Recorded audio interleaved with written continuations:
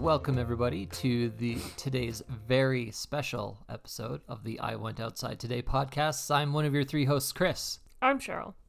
I'm Sydney. For today's episode, we got to do something that has been on our to-do list from the very first episode. Sydney agreed to do it way back when. We took her to her very first, I guess you could call it a cult, but Eckankar meeting. I think they said they're not a cult. That's what a cult would say. That's also what a not cult would say, so Unless they want to sound like they're cool. it's not a good litmus test. So it was an Eckankar meeting. I'll just describe what Eckankar is. This is from their website. Eckankar, known as the Path of Spiritual Freedom. Path of Spiritual Freedom is in all capitals. Is a spiritual path that guides individuals towards personal enlightenment through direct personal experiences with the divine also capitalized. It emphasizes the value of inner truth and the unique journey of the soul, teaching that each individual is soul, an eternal, divine spark of God. In Alberta, the Eckankar community warmly invites you to explore a variety of spiritual events tailored to foster this deep, personal connection with the divine within. From engaging workshops and discussions to soul-stirring chants and community gatherings, these events are designed to support you on your spiritual journey, offering insights and experiences that can lead to greater understanding and spiritual growth. Join us in Alberta to discover more about your true self and expand your consciousness through the loving, transformative teachings of Eckankar. For the actual event we went to, it was called Finding Your Life's Purpose, A Journey to Self-Discovery and God Discovery. Ooh. I'll just also read a little bit more here off the website. Mm-hmm. So in quotes here, so what is the reason for living? Life is God's blessing to each soul. You are here in this great laboratory of life to learn how to give and receive love. So the event, see how finding your life's purpose can inspire you to give and receive God's love in an always increasing measure. Got to get those year-over-year gains, people. Teach you to gracefully take each step on your journey and open your heart in service to life. This is an Edmonton open house event.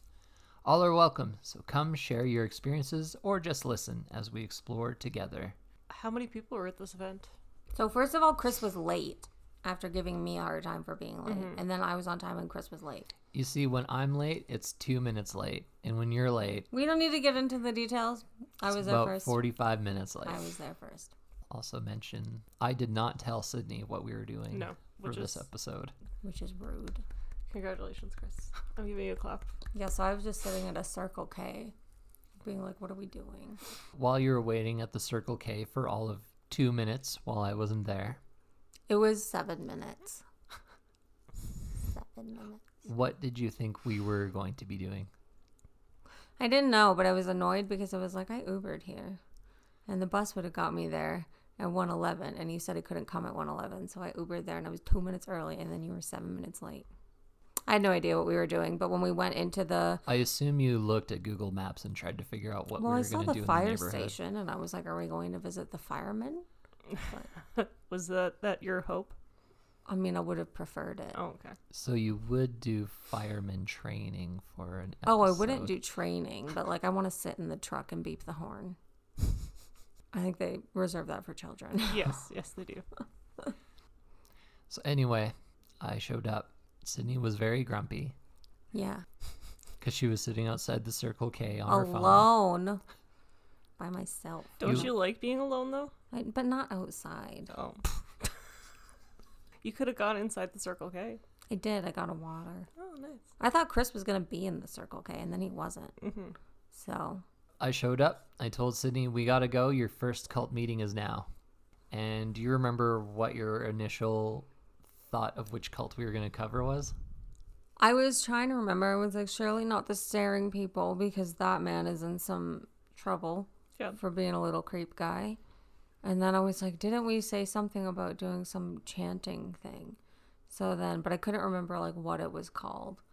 So I was right, because the Eckankar thing is the... So then we walked in, and there was maybe 7 other people there. Okay. Also, he opened the door and was like, after you, to let me walk in first. And I was like, nice fucking try. If I walk in first, he's just going to run out into the wilderness and leave me here, and I'll have no idea what's going on. So I was like, you first, bucko.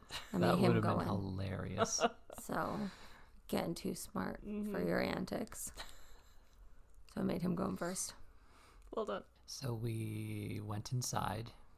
And do you remember how the room was set up, Sydney? It's just like a little room with like a TV and a rug chairs. And chairs. They had the chairs set up in a circle. So I remember thinking it was nice. Look at each other. It was like clean, fresh paint, clean carpet. It was like a nice setup. Now, was there anything on the front of the building that said Eckankar or? Yeah, but it was like overhung, so I couldn't see it. Okay. I saw it, and they had a big sign in the window. Okay. Yeah, if you look at the Eckankar site, you can kind of see what their logo is. It's just an E and a K and a big circle. But they had a big Eckankar. We showed up like right after some other guy was coming in through the door too. So we came in, we sat down in the circle of chairs. Very nice. And at this point, what was kind of going through your head, Sydney? They had a big poster, so I was reading it, and I was like, what's he gotten me into? And then it was just all about like your spiritual journey, and I was like, I don't have a spiritual journey. I don't know what we're doing here. That was the start of your journey. The start and the end. So I was just sort of waiting for context clues. And then the guy looked at us and he was like, oh, like what made you decide to come? And I was like, I don't know, like this asshole, like I don't know where we are or what we're doing. You didn't say any of that. I didn't, but I thought it. What did she say? Nothing. She said nothing. Oh, okay. I said you were here with me because I had heard about it and I wanted you to come. Yeah. Emotional support. I let people put it together. Yeah, that's fair. I think some people thought emotional support. Well, they did because I later explicitly told them that. So. Okay. Sydney wanted nothing to do with what was actually going on. Because someone came past me and he was like, you're a good sister for showing up for your brother. And I was like, I am a good sister. And then someone else was like, so your brother wanted to come? And I was like, oh, he was nervous.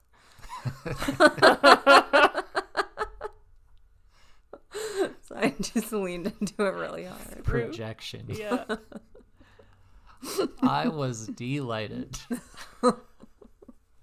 So then what was the, like, did anyone talk to you guys other than the registrants when you sat down? Like, when you sat down in the circle, did the other people just kind of keep to themselves, or was anyone like super outgoing and chatting? Some of the old timers, of which there were many, were a little chatty. But they did the thing where you all sit in the big row and then everybody says their names. So you go around a big circle. And did you use your real name, Sydney? She did. He sold me out. He said my real name first. So then I was just like, I hope they don't ask for emails, because how am I going to use my fake email? Chris is not good at being undercover. I don't think he's as worried about the Eckankar people contacting him as he is the Scientologists. Well, I didn't know yet. yet. In plain sight, Sydney. They did not ask for email, so it's fine. Good job. They did ask, how long have everyone's journey been with Eckankar? So that's when I outed this was our first time. We're newbies. And everyone else there had been there before. I think so, yeah. Okay. Or maybe the one girl that came later. I don't know if it was her first time or not. I don't think she said.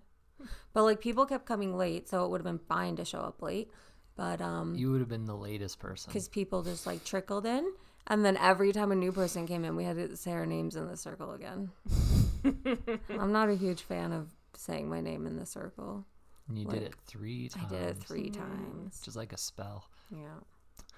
The next thing they told us was people described their journey with Eckankar. Okay.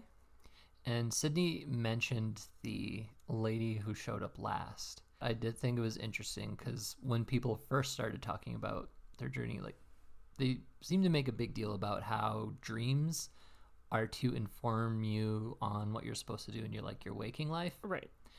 And the first lady told a story about how she was driving a car like down a hill and up a hill, and up the top of the hill there was a woman all in pink who said you should have taken the other path in her dream. And the lady who showed up was almost entirely all wearing pink, like bright pink. Whoa. I'm like, is that the lady Oh, I didn't even notice that. I didn't even put that together. Because she had cool leggings with strappy straps, and that's what I was focused on. Oh, okay. Sydney's a leg gal. Different experience. Checking out those gams. I just like the straps. Settle down. Settle down. So then, obviously, when they came to you guys, you didn't have really thing to add to the Eckankar journey? We didn't. No. They asked what brought us there. Okay. And I made up a friend I have in California, which is a half-truth because I listened to the Oh No, Ross and Carrie. Ah, yes. Like, Sydney asked me later, it's like, do you really have a friend who, like, came here? And I'm like, Yeah. by friend, I mean a person on a podcast I listen to. Uh-huh. That's cheating. Is it cheating, though? Tiny bit. There are a lot of crazy people out there who believe that the people they hear on podcasts are their friends, so not really cheating. I'm not anyone's friend. So, Rest in peace to all Sydney's friends. yeah. I don't think the lady who showed up late had to say anything about why she was there. Ooh. She just sort of sat there and chewed her gum. Some mysterious lady. Did it look like she actually wanted to be there, or did she seem like... I thought that like someone knew her. It seemed like Okay. she seemed less uncomfortable than me, so She seemed a little distracted when I was, like, looking at her. Like, she wasn't making eye contact. She was, like, looking around the room. some people just don't like to make eye contact because your eyes are for yourself and you don't have to make eye contact if you don't want to. She wasn't avoiding eye contact like you do. That's rude. She almost looked like she was trying to, I don't know, wasn't real interested in what was going on, but was just looking around the room. Okay. It was strange. Maybe she has a podcast too. Mm-hmm. Hey there, you want to do a cross promotion? Let us know who you were. Yeah, from that description. Yeah. She knows. Mm-hmm. I mean, considering there's only one woman in pink at the entire event. And plus, most of the meetings this group does is all online. Okay. So this was one of the few open house things they did, which is why I was making a big deal about you going. Yes. Because we would have not had another opportunity. And I don't think you would have sat through what we sat through if Online. it was on the internet. Yeah. Oh yeah, I would have left. For sure. For sure. So what happened next, Sydney? What did we get to? I don't know, like there was like an agenda that like we were gonna share our spiritual journey experiences and then sing some songs, and then there was gonna be a video clip, I think was the outline for what was gonna happen. And then they kept explaining stuff to us because we had no idea what was going on. So they just told us a bunch of like the basic stuffs and like wrote us a nice quote. And then They did say that there's a lot of Eckankar specific terms that we likely won't understand. Ah, yes. Mm-hmm. And I'm like, okay. I mean, a lot of it like you can kind of grasp from context. yeah.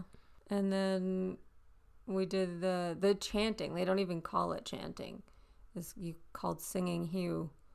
So then we did that for a bit. Can you demonstrate the hue? No. I didn't sing the hue out loud. I just did like an internal hue. So this is what it sounded like. Well done. Mm-hmm. Yeah. That's exactly how it sounded like when we were That there. is how it sounded in person. For the people who are actually doing it for real, it was just people going, hue. Mm-hmm. But it's so weird that a bunch of people that are not trying to pitch match will end up kind of pitch matching. Yeah.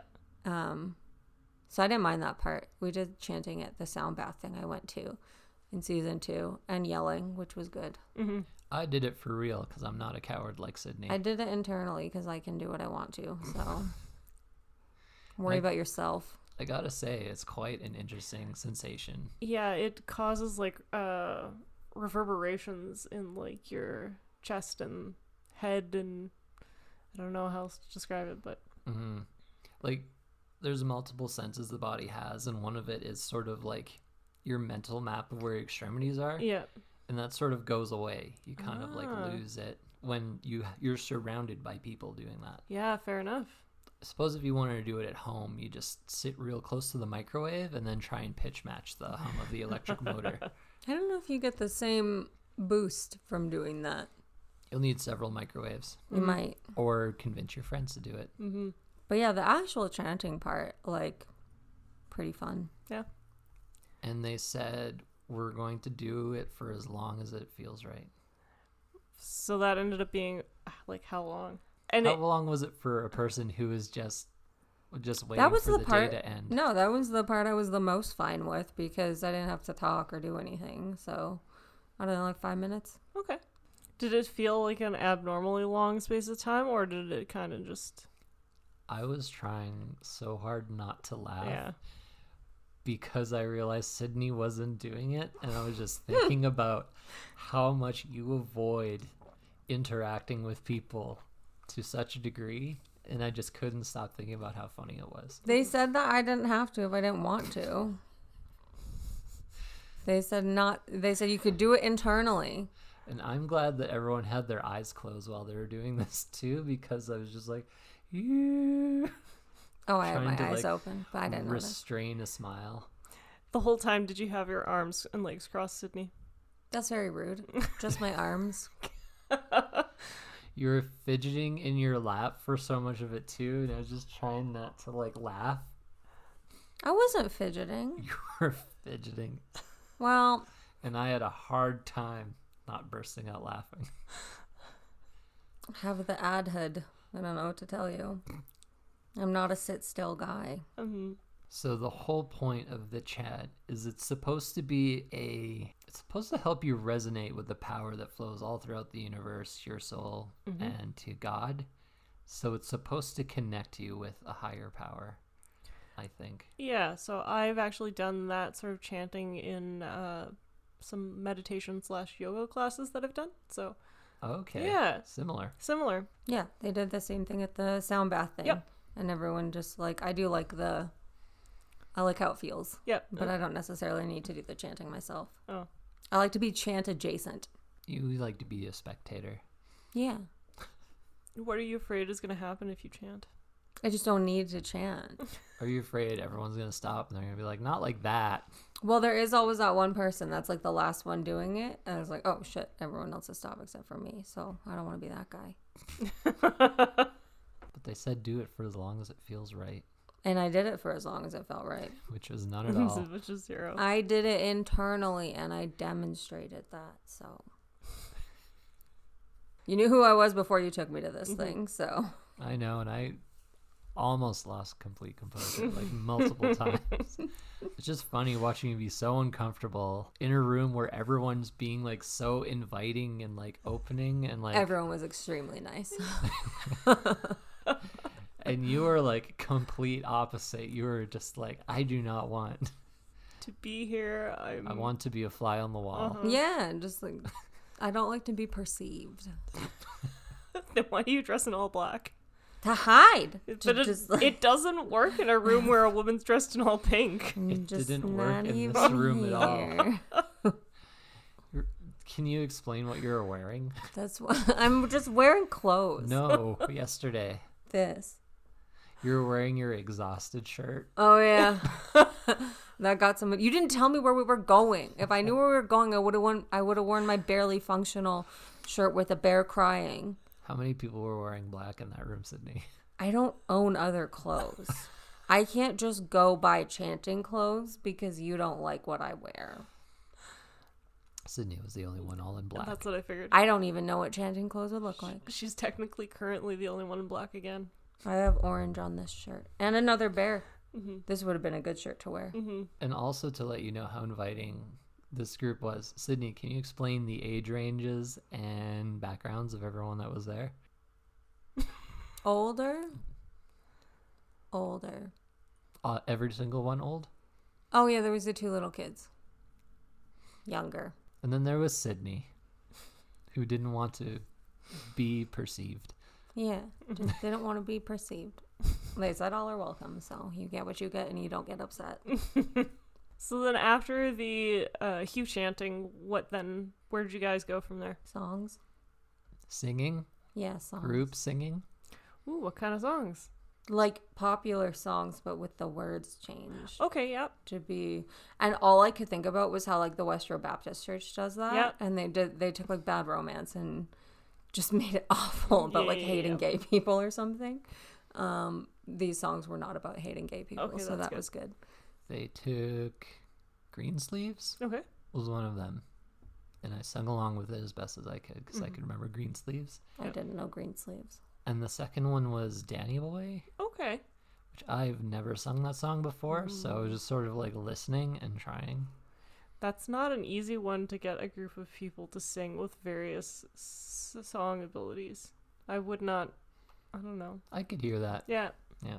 Because, like, the guy who wrote his version of it, he was not singing it how everyone else was singing No. it. And I almost laughed at this time, too, because this is where I noticed Sydney was fidgeting a whole bunch, where they're, like, hands in her lap on top of the lyric sheet. That's how I sit. And not singing. I'm not a singing guy. And I don't really know Danny Boy that well, so. Didn't even try. I didn't even try. I sang. He did sing. So when they're saying the lyrics were like changed up, they were completely different lyrics, or was it like similar lyrics but like they changed some of them? You know, I don't know the words to either of them. Okay. But it was pretty much talking about putting your faith in God and using the Ekankar. And okay, so then quite a bit, because like I wouldn't say it was like I was like in that episode of South Park where Cartman wanted to become a platinum selling Christian music, so we just took every song that had the word baby in it and changed it to Jesus. Right. It's a good episode. If you haven't seen it yet, it's pretty good. I haven't seen that. Well, he takes like romantic love songs. Yeah. That's silly. And he's like confronted by the music judges at one point, and they're like, it says here, like, it sounds like you love Jesus. And he's like, yeah, don't we all love Jesus? And like, yes, of course we do, but it sounds like you want to make love to Jesus. That's funny. But yeah, it didn't read like it was a straight replacement. Okay, good. I think he just used the tune. Yep. I've definitely encountered that in other religious groups that I've been in, so okay. Now it's making sense. Rip off artists. Mm-hmm. Every religion. Because it's hard to write music, so you may as well just take someone else's song and replace all the words to it. That's how Weird Al made his career. It's true. That is how Weird Al made his career. He's good at it. So then after the singing, which half of our team participated in, what did you guys do after that? Group discussion, which I was not thrilled about. So this is where they went around in a circle and they went like 1, 2, 3, 4. So all the ones sit together, two sit together. And I fully had like PTSD flashbacks to like after school activities in high school where they make you do that like for a group project. I was like, let's go, let's leave. And because we were sitting right next to each other, Sydney was suddenly on her own. Yeah. Yeah. You survived though. And well, I got put in the group with the leader, Oh, which okay. I was like, I kind of wanted to just be in a group where other people would talk and I could just coast. Right. But I got put in the smallest group with the leader who's going to obviously try and get everyone else to engage in discussion. And I was like, fuck, this sucks. So who should I ask about their group? You know, Sydney and I haven't talked about it. I wanted to save it for now, so we don't know what each other's experience was like at this point. I just said that he dragged me there because he was nervous to come alone. And then they asked me if I had any like religious background, and I said that we were born and raised Catholic, and then I left the church at 13 and was not currently on a spiritual journey. That was basically the gist of it. Okay. Yeah. So what was the group discussion prompt then? What was the group discussion prompt? It was just like how you self-realize your spiritual journey or something like that. Yeah, because the big thing about it is that I didn't know we were supposed to be self-realizing our spiritual journey. I see. It didn't have it on my agenda. Mm-hmm. it's not like other cults where they decide the journey is the cult leader's journey. This one's very personal. Okay. Well, I don't think it is a cult. Honestly, I watch a lot of shit about cults. And then, like, I did the landmark form. This isn't a documentary. cult. I'm just saying. I did the Landmark Forum, which people also think is a cult. And something that really stuck in my head is like the leader of the Landmark Forum was like, the thing is, we want you to leave. Like, we want to improve your life and we don't want you to come back because that means that we did our job. Right. So I always look out for that if I think something might be a cult. Will they let me leave? And I just didn't think it was very culty. I thought it was very chill. Mm-hmm. I mean, I just took religious studies, and my instructor does not like the word cult anyway. He prefers the word new religions, so... Interesting. Yeah. Why is that? Because cult is associated with a bunch of negative traits of religions, and those negative traits can be associated with any religion. So the only difference then between a cult and an established religion, for the most part, would be the age of it. There wouldn't be really much of a difference because some of the older religions in the world use those exact same toxic, manipulative associations that the newer religions use. Well, there is that Joe Rogan joke or something where he says the thing about a cult is everybody's in it and one guy knows it's bullshit. The thing about a religion is that guy's dead. Yeah. Which I thought was funny. Yeah. So I don't know. I didn't think it was very culty. Okay, good. I'll throw around the cult all day long. Yeah. I'll throw You around think the it's term. a cult? Yeah. I mean, it's got its own rituals and traditions, and it tries to distinguish itself from other faiths. But so they does the let Catholic you- Church. Yeah, they let So do you they leave. all. Yeah. Oh, so Catholic you're like Church is a any cult. religion is Oh, a okay. cult. Yeah. Right? That's like your standpoint. Okay, fair. I'd say you get to be like a religion when you're bigger, when you got momentum behind you.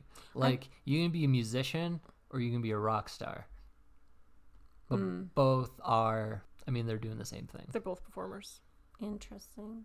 So there's like different levels. There's like your basic level, and then there's like you're hitting the big times level. So then what would Scientology be considered? I think Scientology is a cult. Because there's less people in it now, though. yes. I think you can go back to being a cult, Okay. which I think a lot of places are. You know those weird Catholic Church divisions coming up where they Oh yeah. are very aggressive and evil. Mm-hmm. I think in some places you go back down to becoming a cult. Okay. But Scientology is like, they use a lot of cult tactics. So I don't see most religions as a cult because I think like what defines a cult for me is like the practices and like the enforcement. So like Scientology had a lot of stuff in place for not letting you leave, and they actively get you to a place where you can't leave, right? Like they get you contributing your paycheck, they get you buying all the books. And I think that a cult is predominantly about money in the end. Like all of like the Jonestown shit, all of the Heaven's Gate stuff, it's predominantly about money and power for one guy.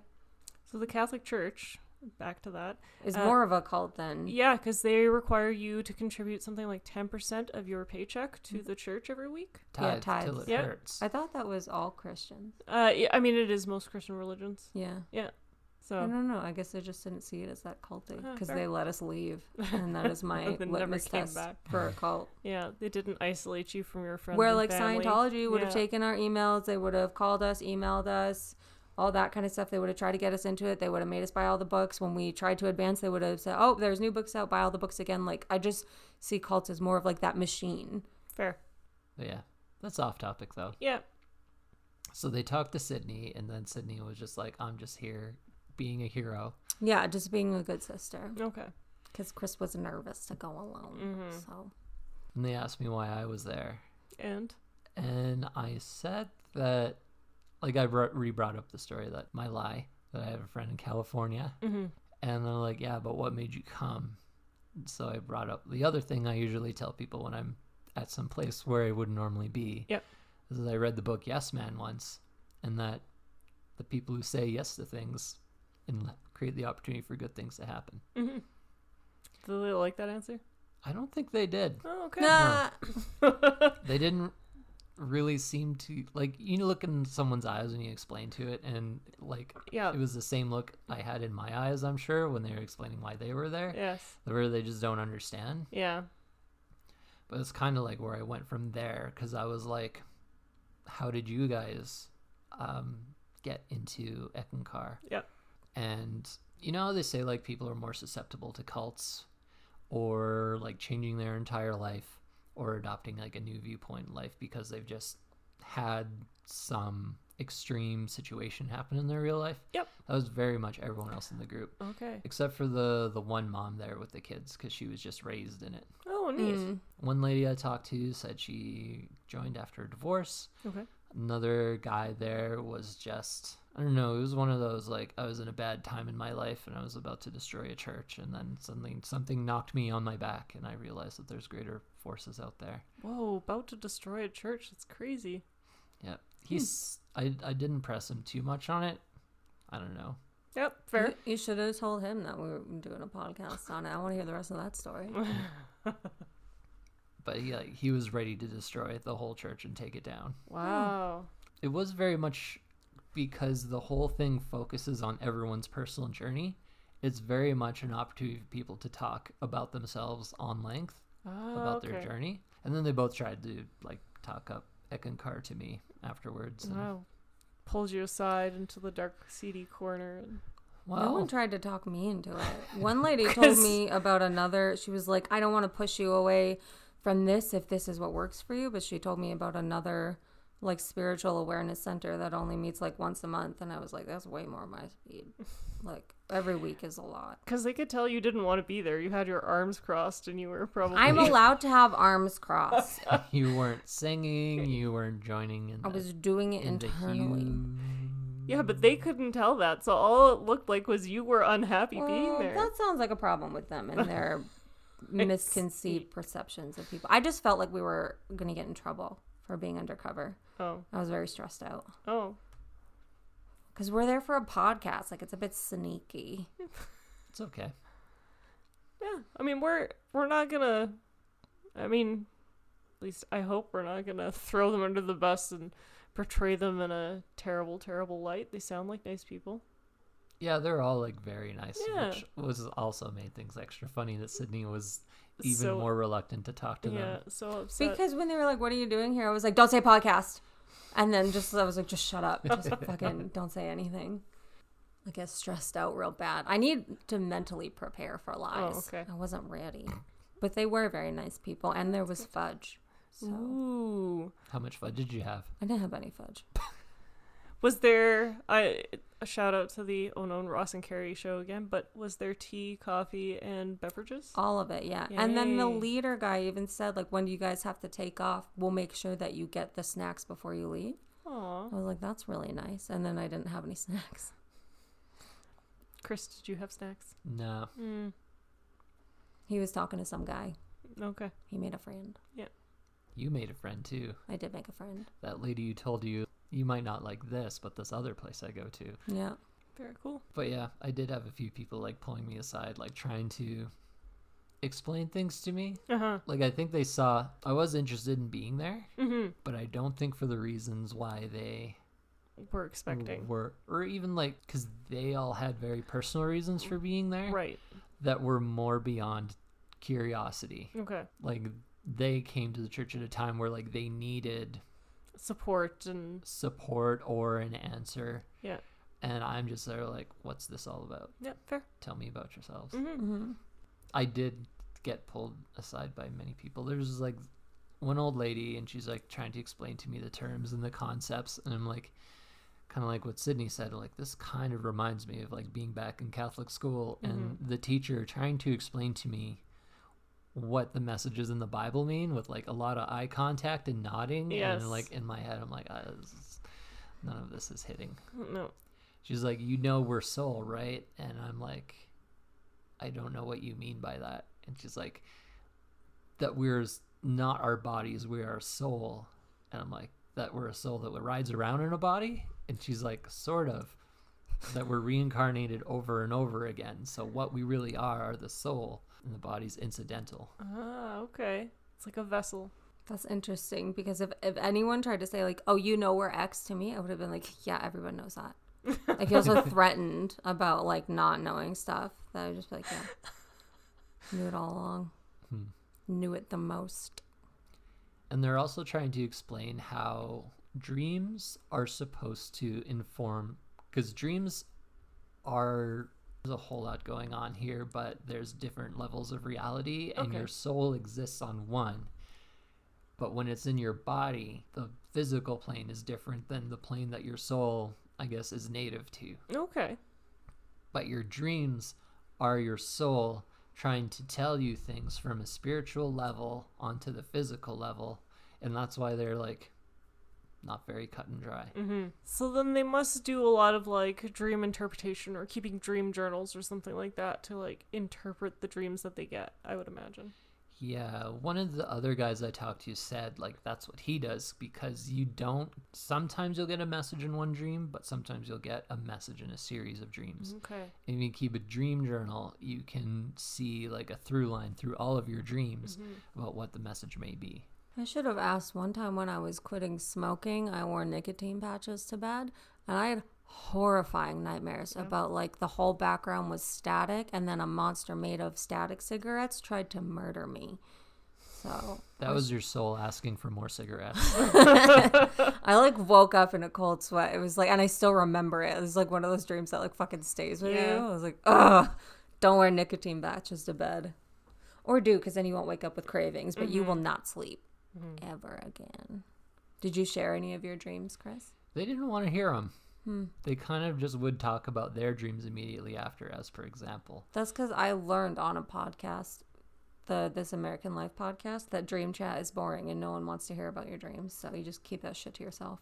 Well, I mean, this is a group that puts so much importance on dreams. Yeah. And But no one wants to hear. I think another they said person's because dreams. maybe because the message is so personal, they just avoid that conversation because you can get into the weeds. I had a dream that week about where I was cleaning up in the basement, and in a box of cereal I found a nest of bats. And I wanted to bring that up as to what could my soul be trying to tell me. Yeah. Bats don't live in a nest, so But I didn't get an opportunity. They don't live in breakfast cereal either. No. it's true. Touche. It was Rice Krispies. Touche. And on another shelf, there was a nest of mice. But they were in like a bird's nest type thing. Yeah. The bats were burrowed into the Rice Krispies. Interesting mind. You have an interesting mind. So you didn't share none of your dreams. I didn't get a chance, no. They wouldn't let him. They gave me no opening. Yeah. Maybe you're just supposed to jump right in and be like more forward than you were. Just yell over top of everyone. What about my bat and cereal dream? What does the Rice Krispie mean? Almost breakfast time? Dream chat. Did you share any of your dreams with the group, Sydney? No, it's only in hindsight that I'm like, should have asked about that cigarette monster Yeah, dream. fair. Because that one really lives in my head rent free. Yeah. So after the little mini group chats, we reformed our big circle. And we were supposed to watch a video clip from the original founder. About miracles. Ooh. And just like Oh No, Ross and Carrie, like they say the problem they run into, no one knows how to run the AV equipment. Ah, yes. They had it on the screen, and then somebody pressed the button, and then it was on the just TV static. And then at one point, there's 3 of them up there, and then somehow managed to activate the function that gets your TV to scan for over-the-air TV channels. Wow. And I was elbowing Sydney, like, you should help them. Yeah, that's why the other lady befriended me, because Chris kept going, help them. And I went, we don't do AV in my office. I've never done AV in tech support. And then she was kind of like, oh, so like, what do you do? And I was like, I work in IT. And she was like, You made do a you friend. tutor people? And I was like, should I be tutoring people? I Like, mean, you can. I didn't know that was a thing. My brother gets a whole bunch of like random baked goods and other things from my parents' friends for helping them with IT stuff. I can't imagine doing more IT than I already do. I hate it when anyone asks me IT questions. Could you imagine having some fresh baked cookies for doing it? No, because I got fat because you guys got me a whole pie for my birthday. We helped you eat that pie. It's We not like we did. gave the whole thing. We kept That's a true. slice. But you still sent me home with like half a pie. Like there's one of me. I shared with Mom. So anyway, I don't need any cookies because I had all my birthday treats. But yeah, so that's why the lady started talking to me. Okay. Because they just like, oh, a young person that knows the computers. But then I was like, I don't know how that TV works. Can't help. So they got it working, but then they couldn't find the clip. So then they just decided to end things there. Nice. Were there any books or anything for sale at the end of the event? They almost had like a lending library. Okay. And many people offered for me to take them home. Yes. But I was like, because then you'd have to come back. Maybe next time. They offered us to take some pamphlets too, but yes. I don't know. No one offered me anything to take home.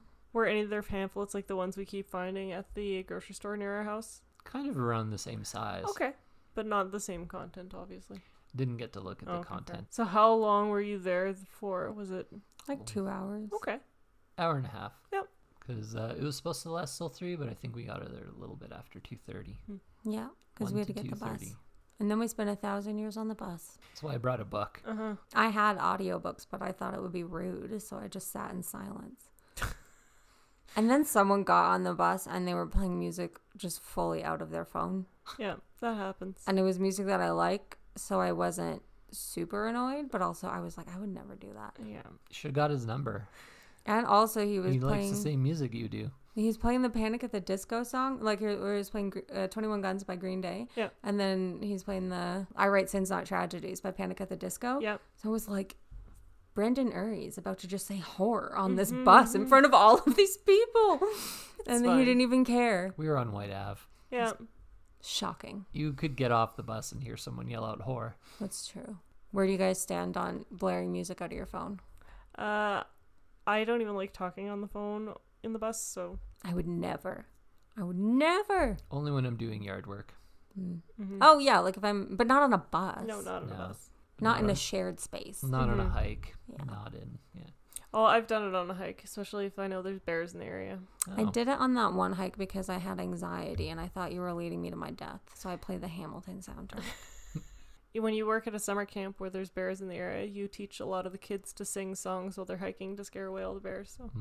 Yeah, that was it. We made our escape. I turned to Sydney and like, do you have to go now? And Sydney's like, yeah.